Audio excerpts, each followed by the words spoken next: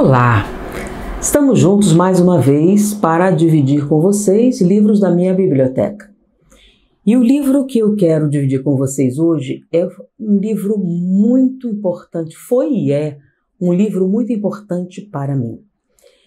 Quando alguém me pergunta, você é espírita? Eu digo sim. Como isso aconteceu? As pessoas acham automaticamente porque meus pais eram espíritas e foi isso que me tornou espírita. Não. O que me tornou espírita foi esse livro. Porque acreditar na vida após a morte, na comunicabilidade dos espíritos, não faz você espírita. Ser espírita é um comprometimento com os princípios espíritas. Um comprometimento em que você coloca a sua vida, a sua consciência, a sua existência dentro da ideia de vencer o materialismo, que é a causa de muitos e muitos problemas. As pessoas não imaginam. E aí diz, mas eu conheço algumas pessoas que são materialistas, são boas pessoas. Eu não estou falando daqueles que se dizem materialistas, mas se comportam como não. Estou dizendo aqueles que se dizem religiosos e se comportam como se fossem absolutamente ateus. Isso é terrível, porque eles são os verdadeiros ateus. Por quê? Porque apesar de conhecerem algumas máximas, desprezam totalmente essa realidade espiritual em favor de atender apenas os seus instintos básicos e primários. Então, o livro que me tornou espírita foi Nos Bastidores da Obsessão. É um livro mediúnico da Lavra de Divaldo Pereira Franco, pelo espírito Manuel Filomeno de Miranda, que se tornou meu autor espiritual favorito. E por que esse livro em particular? O livro, e o que eu noto muito comum, o livro é um romance, em que conta a história de um fenômeno obsessivo que aconteceu com uma determinada família, a relação dessa família com uma instituição espírita, a intervenção dos amigos espirituais. Muito semelhante a um livro de André Luiz, outros livros mediúnicos em geral. Mas o que esse livro tem de tão importante? E o que me impactou assim tão fortemente foram as primeiras páginas. O que a gente pode chamar de introdução do livro. A introdução do livro de Filomeno Miranda, Nos Bastidores da Obsessão, calou fundo. Eu li centenas, não vou dizer centenas de vezes. E ele deu origem a muitas palestras que eu falo sobre o assunto. Toda vez que eu falo sobre obsessão, toda vez que eu falo sobre perturbação espiritual, a interferência do mundo espiritual, em termos práticos, não para demonstrar a existência, eu uso como base a introdução do livro Nos Bastidores da Obsessão.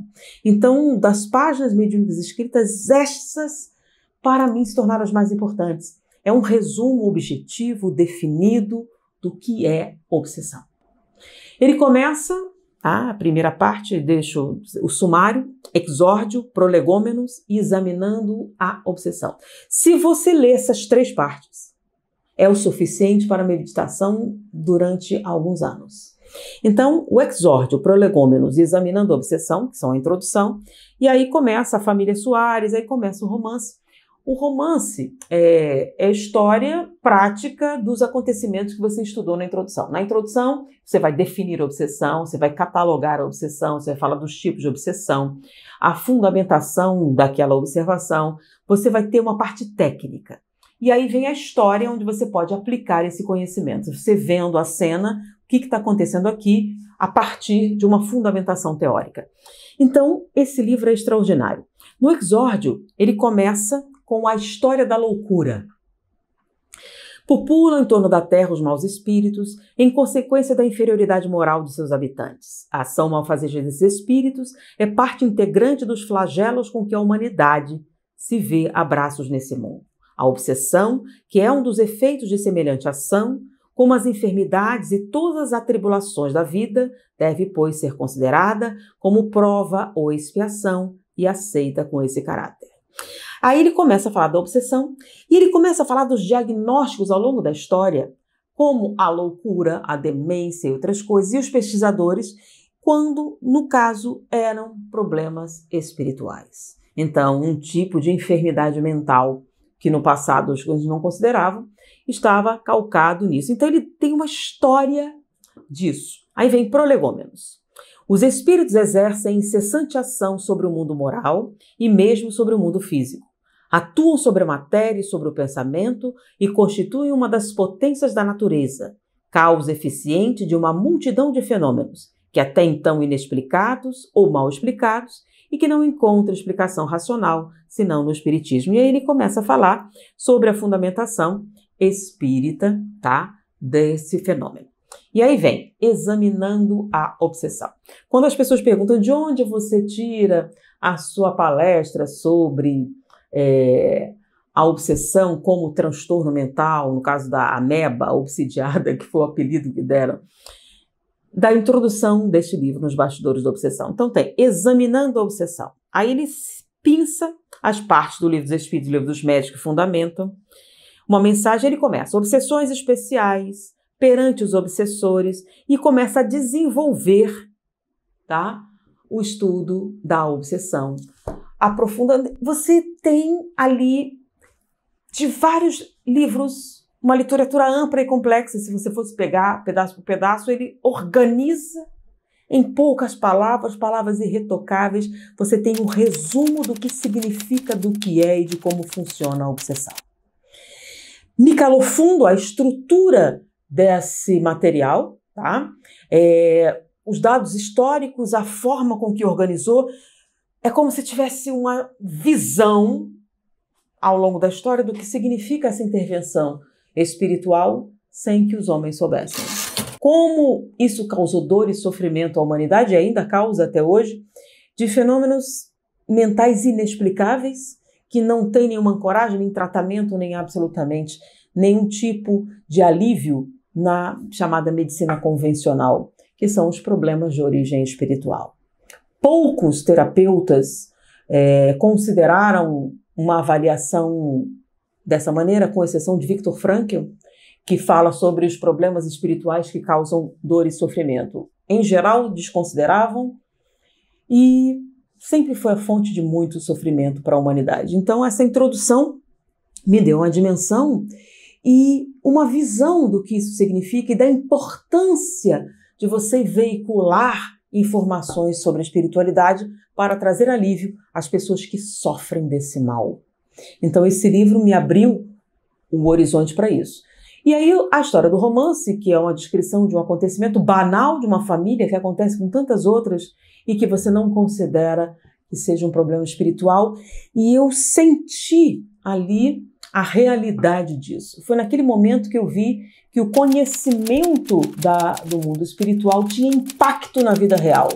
Não era apenas uma coisa dos centros espíritas, uma coisa religiosa. Sempre fui avessa a manifestações ritualísticas de qualquer natureza. E eu achava que era mais uma igreja como outra qualquer. E de repente eu vi que o conhecimento espírita tinha aplicações práticas no dia a dia, independente de você acreditar ou não na vida após a morte. Se você sabe dessa possibilidade, se você conhece esse diferencial, ao observar a pessoa que está vivenciando aquilo, você pode reconhecer. E você não precisa nem dizer que é uma obsessão, sabendo do que se trata, você já pode ajudar, e muitas pessoas sofrem disso. E você pode ajudar mesmo sem falar diretamente sobre isso. E sempre funciona, ajuda, porque normalmente ela não encontra alívio na medicina tradicional. E você encontra dentro do Espiritismo. Então, esse livro me levou ao Espiritismo. Foi um livro muito importante para mim. Quando as pessoas pensam, não tem literatura espírita, existe... olha só, a literatura espírita, para mim, nesse caso, seriam livros anexos, né? Quando você fala de o que é que preciso para ser espírita, é o livro dos Espíritos, o livro dos Médiuns, o Evangelho, se você quiser reduzir ao máximo.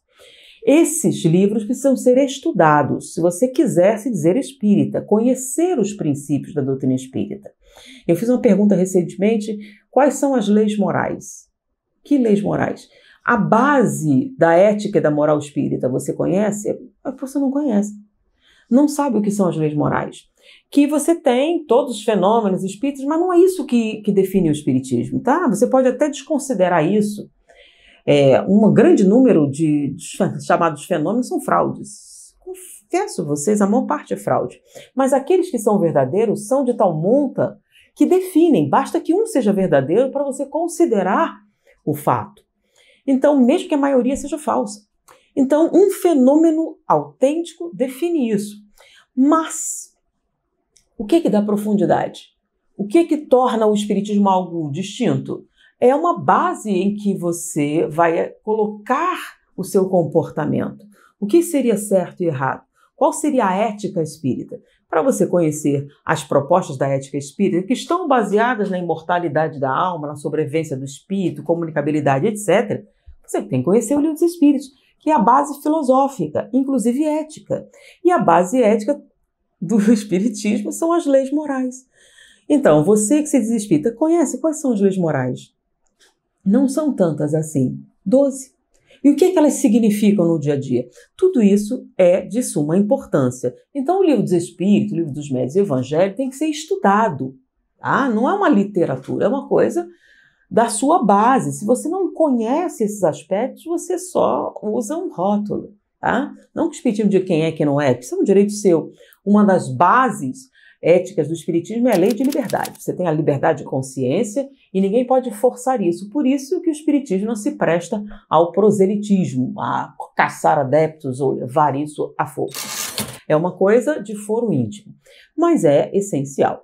Esses livros que eu estou colocando são livros extras, são livros que aumentam a dimensão espírita. Então você é espírita, escolheu ser espírita, entende o que isso significa e alguns livros que dão uma dimensão a mais, seja de compreensão, seja no aspecto lúdico, seja no aspecto de inspiração. Então, nos Bastidores da Obsessão, foi o livro que me deu sentido de que o espiritismo era uma coisa diferente.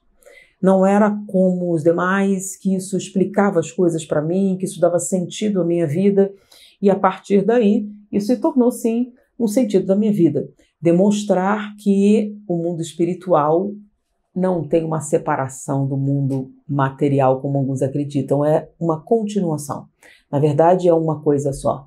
Tá? As leis que regem um, regem o outro, ao contrário do que as pessoas creem. É uma única lei.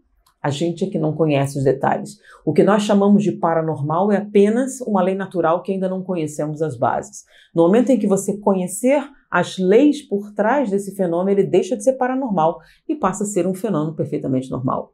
Então, o livro Os Bastidores da Obsessão, se você não quiser ler o livro todo, só a introdução já vale o preço que você pagaria. Então, ele te dá a dimensão do que para mim se tornou muito importante, muito significativo, e que parte dos meus estudos sobre ciência, sobre neurologia, sobre isso, sobre aquilo, é para fundamentar o fato de que sim, existe vida após a morte, sim, a vida tem sentido, sim, nós temos objetivos futuros, e a vida não é apenas a superfície. Tem muito mais a realizar. Então, é um livro importantíssimo para mim, que eu estou dividindo com vocês. Quem ler essa introdução vai, é daqui que ela tirou isso, aquilo, vai sim. As primeiras palestras que eu fiz foram baseadas nesse livro. Na verdade, durante alguns anos eu só falava sobre o conteúdo desse livro. E os outros livros, que é uma série, Filomeno de Miranda foi publicando outros livros, e cada livro ele aumentava o nível de complexidade. Ele ia falando mais sobre psiquiatria, mais sobre os fenômenos da mente, fazendo esse paralelo entre ciência e espiritismo. Então foi indo, e isso norteou bastante a minha vida. Então, à medida que vocês forem lendo, vocês vão ver, foi daqui que ela tirou, foi daqui que ela tirou. Sim, a questão dos fundamentos espíritas, muito de Filomeno de Miranda, eu afirmo um dos meus autores favoritos. Em termos de literatura espírita, aí são os clássicos, ok? É importante. Se você não conhece a história daquilo que você segue, aí isso diz que não tem tanta importância assim para você. Então, os livros de Kardec são a base. Sem isso, você não é espírita. É como ser médico e não conhece anatomia. Aí você tem os clássicos da doutrina. Como assim? São aqueles que deram origem. Então, os primórdios, por exemplo, não havia espiritismo, e quem foi que construiu essa ideia? Os cientistas que participaram disso, os pesquisadores, os médicos, os fenômenos foram estudados. Aí você conhecer Ernest Bolzano, Gabriel Delany, Gustave Gelei, Alexander Aksakov, esse é um dos outros meus favoritos também. Você ler sobre aqueles que deram origem à história do espiritismo. Bom, eu vou falar deles num outro momento, sobre os clássicos da doutrina, mas hoje, especificamente, eu queria falar nos Bastidores da Obsessão, que para mim foi um livro muito importante, foi um marco na minha vida, mudou tudo a partir daí. Eu afirmo, então, que eu nasci num lar espírita, mas eu me tornei espírita quando o espiritismo ficou real para mim. E eu vi que ele fazia parte da minha existência, foi através do livro Nos Bastidores da Obsessão. Espero que você aprecie tanto quanto eu. Foi um prazer estar com você. Muita paz. Olá, pessoal! Se você gostou desse vídeo, não se esqueça de se inscrever, clicar em gostei e compartilhar com aquela pessoa querida que você sabe que irá aproveitar esse conteúdo. Conto com você e até o próximo vídeo.